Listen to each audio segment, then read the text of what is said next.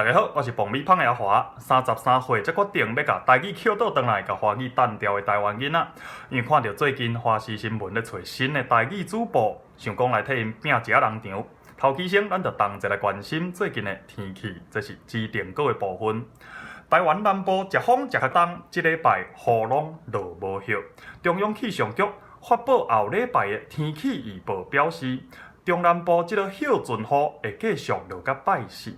北部的民众要注意，过昼会有雷公雨。东部的民众注意，今仔日可能会透烧风，温度会呈介悬。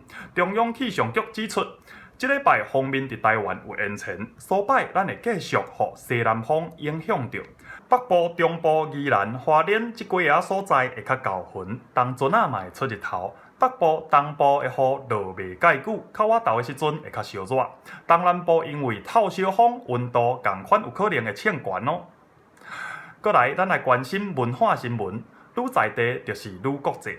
台湾文学外译计划起步甲单已经10档啊，外译超过20种语言，不只有成果，全世界拢有台湾文学的影子。这几档特别发彩。国立台湾文学馆馆长苏锡斌表示，因要来催促台湾文学的外译，打造台湾文学成做世界品牌。苏馆长讲，外译计划实务方面有经费不足的困难，译者嘛无够额。